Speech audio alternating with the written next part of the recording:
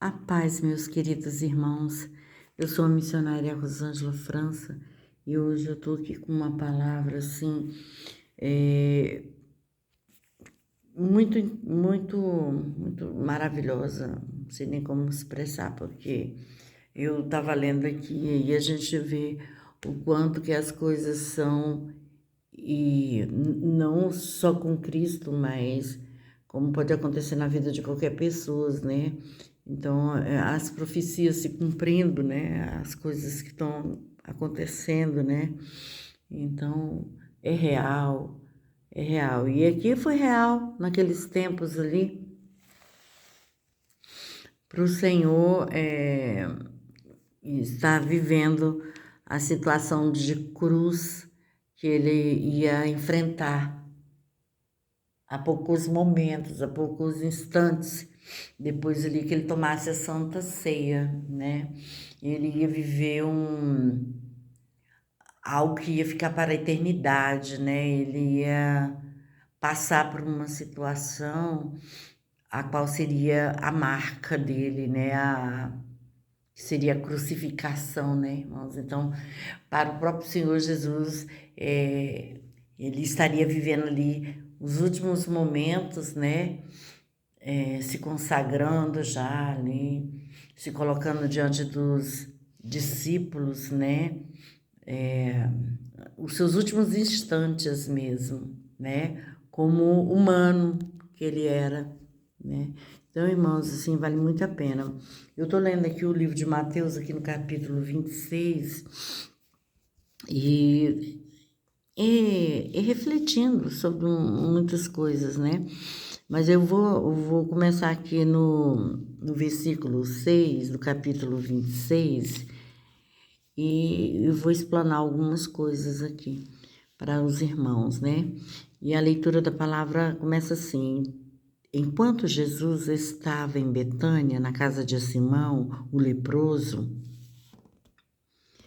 aproximou-se dele uma mulher que tinha um frasco de alabastro, que continha óleo perfumado, muito caro. E ela começou a derramar sobre a cabeça dele, enquanto ele estava comendo. E ao verem isso, os discípulos ficaram indignados e disseram: por que esse desperdício? Pois isso poderia ter sido vendido por uma grande soma e o dinheiro dado aos pobres. Aqui não relata que era Judas que estava falando, né? Mas aqui ele coloca num contexto geral, que seria eles no murmurinho, né? E o dinheiro poderia ser dado aos pobres, né? Percebendo isso, Jesus lhes disse: por que vocês estão tão perturbados estão perturbando a mulher? E ela me fez uma coisa muito boa, porque vocês sempre têm consigo os pobres, mas nem sempre terão a mim. Quando essa mulher derramou este óleo perfumado sobre o meu corpo, fez isso a fim de me preparar para o sepultamento. E lhes digo a verdade: onde quer que se preguem as boas novas, em todo o mundo, o que essa mulher fez também será relatado em memória dela. E então, um dos 12, o chamado Judas, que agora que está retratando ele, Judas Iscariotes, se dirigiu aos principais sacerdotes e disse: o que me darão para entregá-lo a vocês? E estipularam 30 moedas de prata. De todo modo que naquele momento e em diante ele procurava uma boa oportunidade para atraí-lo. No primeiro dia da festividade dos pães sem fermento, os discípulos se aproximaram de Jesus e perguntaram: onde o Senhor quer que façamos os preparativos para tomar a refeição pascual? E ele disse: vão à cidade a um certo homem e digam-lhes: o instrutor diz: está próximo a meu tempo determinado. Celebrarei a Páscoa com os meus discípulos na sua casa. E então os discípulos fizeram conforme as instruções de Jesus e prepararam uma refeição pascual. E quando anoiteceu, ele estava recostado à mesa com os 12 discípulos. Enquanto comiam, ele disse: digo-lhes a verdade, um de vocês me trairá. E eles ficaram muito tristes com isso.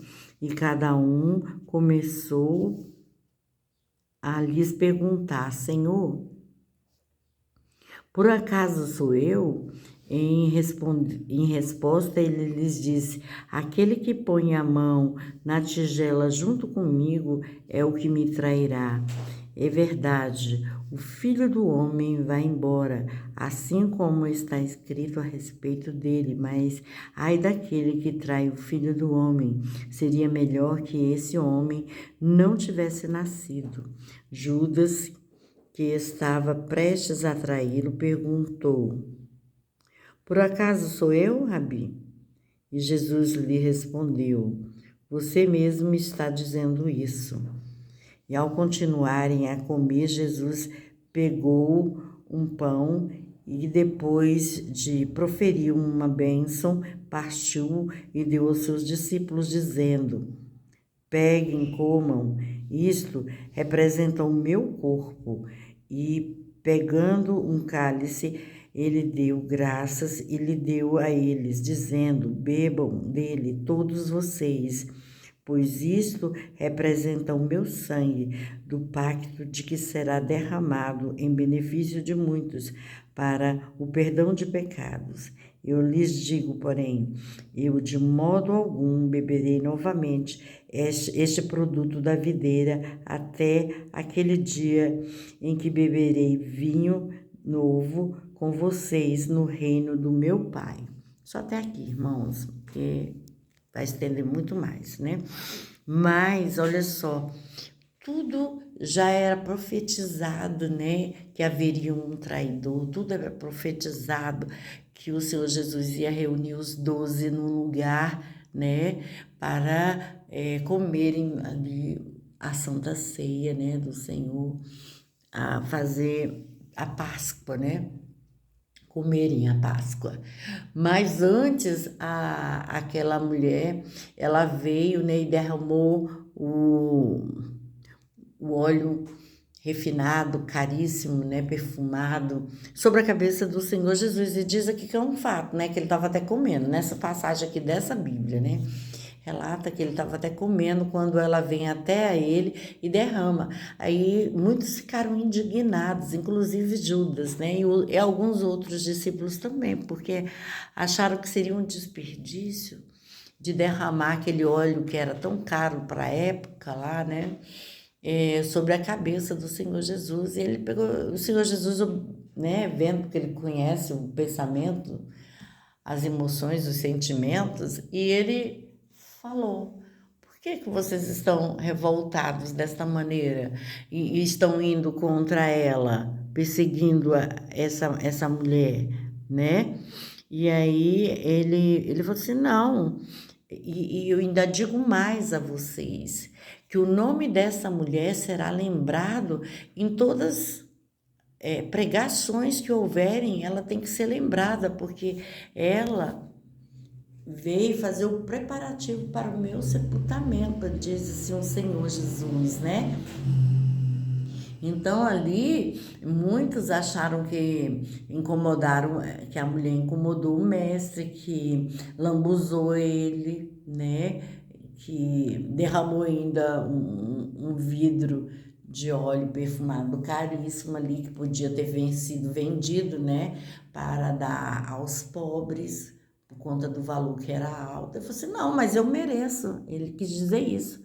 Não, eu mereço que ela faça isso por mim, sim, porque é ela que está me preparando para o sepultamento, a qual eu vou viver uma situação única, né? A qual essa situação vai trazer muitos benefícios para a humanidade. Não é só para um povo, não, para toda a humanidade, porque através do sacrifício de Jesus naquela cruz do Calvário ia derramado o seu sangue, né, para a salvação de muitos. Então ele falou assim: não tem porquê de vocês perseguirem ela. Inclusive, ela vai ser citada em todas as pregações que houverem, porque ela fez isso por mim. Amém? Então, irmãos, olha só como foi generoso, né, da parte daquela mulher ter essa atitude desse preparativo para o nosso Senhor e Salvador Jesus Cristo, né?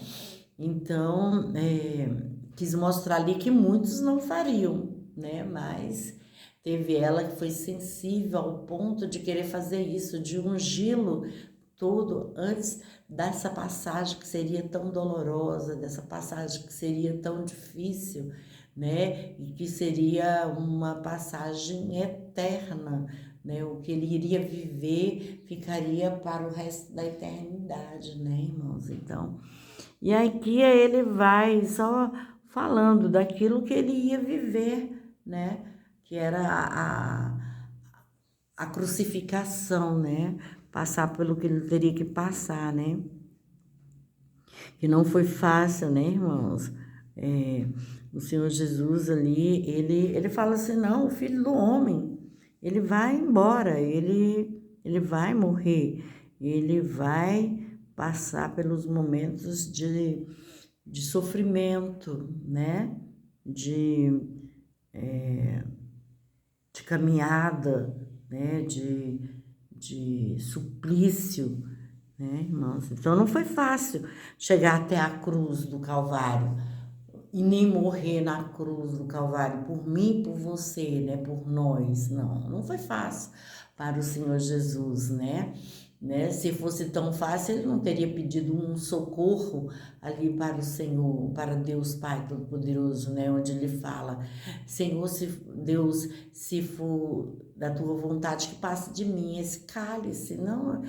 Não foi fácil, né, irmãos? Mas ele sabia que ele tinha que passar pelaquela cruz, que ele tinha que passar pelaquele sofrimento, para que pudéssemos ser comprados pelo sangue dele, para que nós viéssemos ter vida e vida com abundância, né? E o direito à salvação, né, irmãos? Então, foi uma coisa assim muito...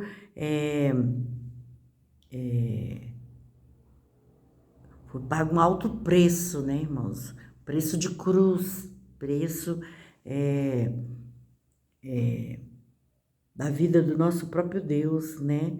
Para que nós pudéssemos ser livres, ser quebradas as algemas, né? Para que o inimigo ele não tivesse poder sobre as nossas vidas, porque a vida dele foi dada por um determinado valor de 30 moedas de prata, né? E aí ele foi vendido por isso, mas com isso ele compra a nossa liberdade, a liberdade de sermos salvos, a liberdade de termos vidas e vida com abundância em Cristo Jesus, de reconhecer o Senhor como nosso Salvador, né, irmãos? E de saber que teremos uma vida eterna, né? De saber que nós teremos uma morada eterna, né? Isso é o que é brilhante, tremendo, né? O Senhor Jesus nos dá esta oportunidade, porque Ele é o Filho de Deus, né? E Ele quer que eu e você o reconheçamos como Filho de Deus, nos arrependemos de nossas falhas, de tudo aquilo que nós cometemos, né, irmãos amados? Nós viemos ser arrependidos das nossas práticas, daquilo que aborrece a Deus, né, irmãos? Pois bem, essa é a palavra. Gostaria que os irmãos se inscrevessem no meu canal, dessem um like e ativassem o sininho de notificação. A paz para todos.